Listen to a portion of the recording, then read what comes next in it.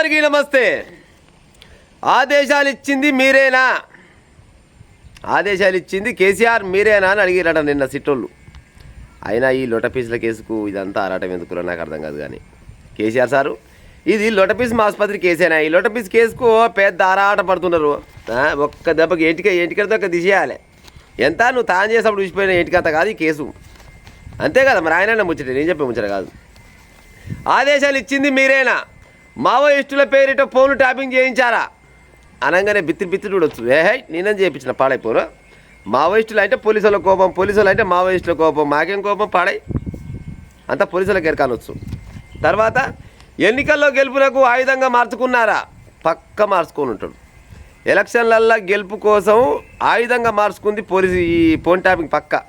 అంటే ఈసారి అంటే పప్పులు ఉడకలేలే కానీ ఇంకెన్నిసార్లు ఉడుకుతాయి చెప్పి జనాలు తెలుగు మళ్ళీ కాబట్టి ఈసారి గుద్దిసి పెట్టి కాబట్టి పత్తలే కూడా వీకెండ్. ఇంకా రిటైర్ అయిన అధికారులను ఎందుకు కొనసాగించారు? మరి రిటైర్ అయిన అధికారులను ఎందుకు కొనసాగించినట్టు ఆయనతో చాలా పని ఉండే. మరి అసలు పని ఇంకోటి చేయడు కదా. ఇప్పుడు ఆ ప్రభాకర్ రావు అయినా, ప్రణీత్ రావు అయినా, ఆ రావు అయినా, ఈ రావు అయినా కానీ ఈయనకు మంచి సోపతిగాల. ఈ సోపతిగాలు కాబట్టి రిటైర్ అయినాక కూడా వాళ్ళనే కొనసాగిస్తాడు. ఎందుకంటే ఇక వాళ్ళ మనిషి ఉండాలి కదా. వాళ్ళ మనిషి ఉండాలంటే మళ్ళీ కొత్త తీసుకొచ్చి మళ్ళీ వాళ్ళ కాడికి వెళ్ళి నేర్పాలంటే ఆయన వల్ల కాదు కదా. ఈ పాతోడు ఉంటే ఏం కాదు, మనలే ఉండు, నేను చేస్తున్నాడు, నువ్వు చేస్తూనే ఉండవు, చూసుకుంటూ నేను ఏం చేసినా కానీ తూతుంబాలు లేక చూసుకుంటూ పోతూనే ఉండాలని చెప్తే ఆయనే కొనసాగించాడు. ఇంకా వ్యాపారుల్ని బెదిరించడం వల్లే ఎన్నికల బాండ్లు వచ్చాయా? పక్క వ్యాపారుల్ని బరాబరి బెదిరించారు కాబట్టినే ఎన్నికలకు గన్ని కోట్ల బాండ్లు వచ్చినాయి. ఎలక్ట్రో బాండ్లు గన్ని కోట్లు వచ్చినాయి. ఈ భారతదేశంలో పెద్ద పెద్ద పార్టీలు కాంగ్రెస్, బీజేపీ పార్టీలు. కాంగ్రెస్ పార్టీ దేశంలో గిన్ని దిక్కులో ఉన్నది. కాంగ్రెస్ కాదు, బీజేపీ పార్టీ దేశంలో చాలా దిక్కులో ఉన్నది. ఇంకా బీజేపీ పార్టీకి కూడా గిన్ని పైలు రాలేదంట, పాడైపోను. ఈయనది అయ్యమ్ముకుడు తొమ్మాడు కూడా ఉండదు. మన రాష్ట్రం తప్పితే పక్క రాష్ట్రంలో ఎవరు సిఫర్ తీయడు, మచ్చడోళ్ళడు. కానీ బీఆర్ఎస్ పార్టీకి ఎలక్ట్రో బాండ్లు కాంగ్రెస్ పార్టీ కంటే ఎక్కువ వచ్చినాయి అటులా. కాంగ్రెస్ పార్టీ కంటే ఎక్కువ వచ్చినాయి అంటే మరి వ్యాపారస్తులు మొత్తం బెదిరించి నువ్వేమేమి మాట్లాడుకున్నావు మొత్తం నా దగ్గరనే ఉంది బిడ్డ, నీ డేటా మొత్తం నా దగ్గరనే ఉంది, మర్యాదగా నేను 10 అంటే 10 వేయాలి, 20 అంటే 20 వేయాలి, లేదు బీబీలేషన్ అంటే 100 అంటే మళ్ళీ సూట్ బిడ్డ సస్తావనగానే ఒక 100 ముందుకి 20 ఇస్తాను తీసుకొచ్చి 20కి 20 చేతులు పెట్టిపోయింది. మరి ఇలా పని కాకుండా మంది పని అవుతుందా? ఇంకా ఎమ్మెల్యేల కొనుగోలు ఆడియో మీకెలా వచ్చాయి? అసలు పంచాయి గిదుల్లా. అసలు పంచాయి ఎడ ఉందంటే ఎమ్మెల్యే కొనుగోలు ఉన్నది కదా, గా ఆడియోలు మీ దగ్గరికి ఎట్లా వచ్చినాయి? బరాబర్గా ఈయననే కదా బయట పెట్టింది, కేసీఆర్ గారే కదా బయట పెట్టింది. 3-4 ఆడియోలు. మరి ఆడియోలు ఈయన కాడికి ఎట్ట వచ్చినాయి? ఎవరు తీసుకొచ్చిండు? ఈ రావులే కదా, ప్రభాకర్ రావు, ప్రణీత్ రావు, వీళ్ళంతా ఈ రావులు ఆ రావులు కాదు, ఇక సంతోష్ రావు, బింతోష్ రావు వీళ్ళంతా కలిసే కదా తీసుకొచ్చిన చేతులు పెట్టేసరికల్లా చూడు నేను అంజనం వేసుకొని చెప్తా, వాళ్ళు ఏం మాట్లాడారు కూడా నేను చెప్పగలుగుతానని చెప్పేసరికల్లా కొంతమంది అనుకునే అమ్మా కేసీఆర్ మొనగాడరా ఆయన మొతవారి వాళ్ళు ఏం మాట్లాడుకుందో కూడా కనిపెట్టినైతే మొతవారి ముచ్చట కాదు, దొంగతనం ముచ్చటది. లంగతనం, దొంగతనం, బయటవాయితనం అయ్యి వాళ్ళని మోసం చేసి ఆ ఆడియోలు మొత్తం బయటికి తీసుకొచ్చిండు. ఇంకా మాజీ సీఎం కేసీఆర్పై సిటీ అధికారుల ప్రశ్నల వర్షం. ఇగో ఇట్లా అనొద్దు మళ్ళా. మాజీ సీఎం కేసీఆర్ పైన సిట్ ప్రశ్నల వర్షం అని వీళ్ళిచ్చారు కదా ఆంధ్రజ్యోతులు. అదే వేరే వాళ్ళు అయితే ఏమిస్తారు అనుకుంటున్నావు? సిట్ అధికారులకంట ఎక్కడి సుక్కలు చూపించిందంట. సుక్కలు చూపించి దెబ్బ గడికి నీళ్ళు ఆగుతున్నట్ట, గడికో బిస్కెట్ తింటున్నట్ట అని ఇచ్చి వాళ్ళు. ఎందుకంటే వాళ్ళ పేపర్లు అట్టుంటాయి, గిల్ల పేపర్లు ఇట్టుంటాయి కదా. ఇదైతేనేమో ఉన్నది చెప్తారు ముచ్చట. ఇంకా నందినగర్లోని ఇంట్లో 4.5 గంటల విచారణ, అవసరమైతే మరోసారి విచారిస్తామని సమాచారం. ఆ సమయంలో ఇంట్లో కేటీఆర్ లాయర్లకు మా అనుమతి నో అంట. కేటీఆర్కు లాయర్లకు అనుమతి లేదు. విచారణ అనంతరం సిట్టు చీఫ్ను కలిసిన దర్యాప్తు బృందం. అంటే దగ్గరలోకి కూడా పర్మిషన్ లేదు. అంటే ఇది ఆలాల కొలిద్దరు ఏముంటే ఉండరేమో కానీ మిగతా వాళ్ళందరికీ ఏమి పెద్ద హరీశ్రామ్ ఇంత పథకే లేకుండా పోయినాడు. నువ్వేమొద్దు పోను ఆయన వీళ్ళతో చాలా పని నాకు వెళ్ళిపోవాలని చెప్పిందంట.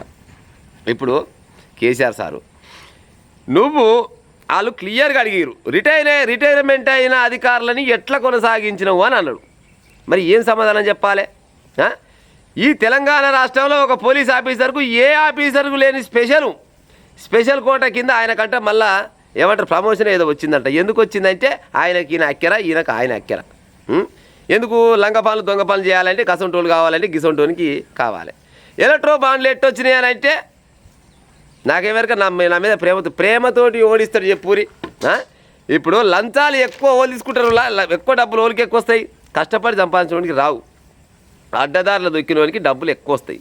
అట్లనే బీఆర్ఎస్ పార్టీకి కోట్ల రూపాయలు వచ్చి వాళ్ళ అకౌంట్లో పడుతున్న ఎలక్ట్రో బాండ్ల లెక్క ఎట్లా పడుతున్నాయి అంటే ఈ బీఆర్ఎస్ పార్టీ 10 సంవత్సరాలు వెళ్ళింది కాబట్టి ఏమన్నా పనులు చేయాలన్నా లంగ పనులైనా దొంగ పనులైనా బయటవాయి పనులైనా చేయాలంటే బీఆర్ఎస్ పార్టీ పక్క ఉంటుంది అనుకొని బిజినెస్ చేస్తోళ్ళు మొత్తం వ్యాపారస్తులు మొత్తం రియల్ ఎస్టేట్లు మొత్తం కలిసి వీళ్ళకి ఇచ్చిన పైసలు కానీ కోట్ల రూపాయలు ఇచ్చింది. ఇవ్వాలంటాడు ఏ హ్యాక్ ఇదో కేసా అని నా లొటపీసుల కేసు. మరి లొటపీసుల కేసు అయినా ఎందుకు పరిచయం అవుతున్నా పోరాదు మరి.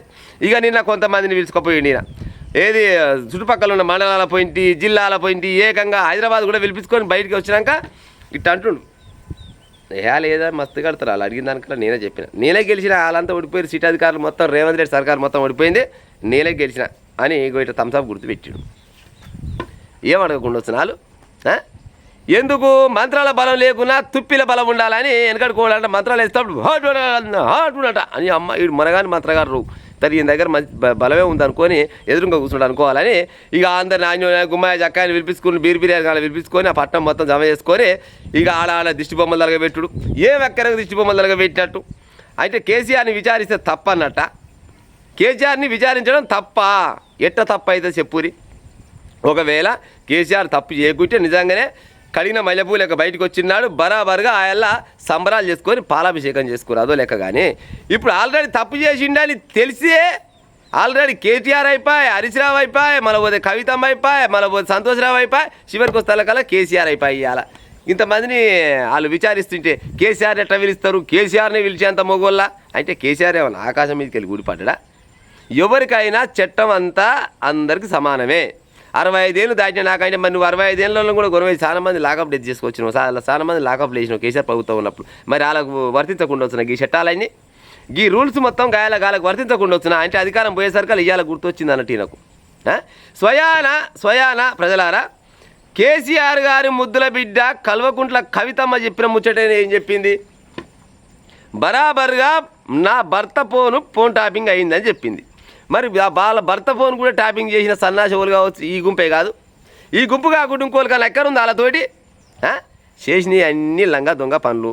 ఇక మళ్ళీ దొరికినాక ఇక గిసోని ముచ్చట పెట్టుకొని ఆడ నలుగురిని కూడా పెట్టుకొని అందరితోటి జై కేసీఆర్ అంటే జై ఈ తెలంగాణ అనే పేరు కూడా ఎత్తుద్ది పాడైపోయింది. తెలంగాణ మొత్తం ఆ సర్వనాశనం చేసి ఆగమాగం వడివడివి చేసి ఇప్పుడు ఏమన్నట్రంటే తెలంగాణ మొత్తం బగ్గుమంటది.